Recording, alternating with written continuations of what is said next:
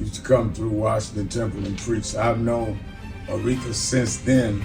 When at 12 or 13 I got involved in civil rights in the North, Aretha would come and do concerts and give the money to Operation Breadbasket. She was a big supporter of Dr. King.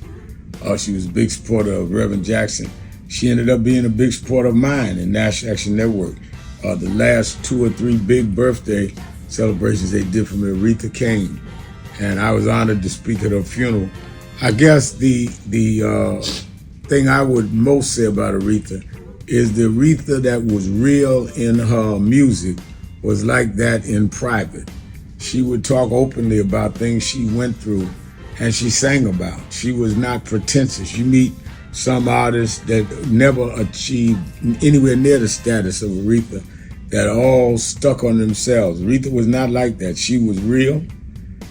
She was very soulful. I remember that they were having, when President Obama was still in office, they were having a jazz concert night, and for whatever reason, they also asked her to come. And when I got through the security into the White House, I saw the guy who was traveling with her that I knew well. He said, "Come on the back. They're doing Aretha Franklin's hair. They're doing Aretha." He said Aretha, called her Reed's hair.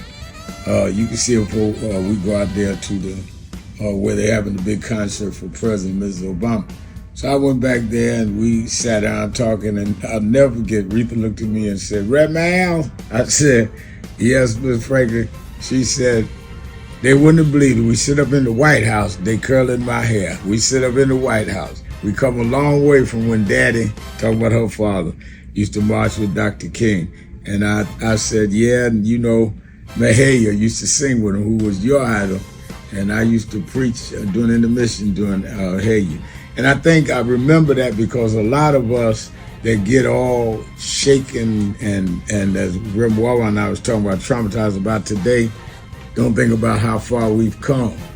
And if we think about how far we came and have done things that they never imagined, our grandparents, then it gives us the strength to know we can get through all of this and turn this around.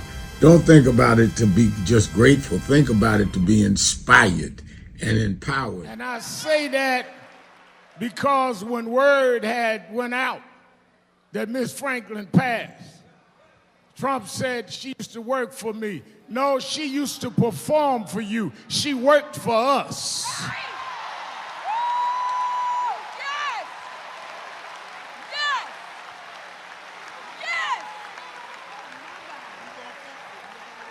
Aretha never took orders from nobody but God.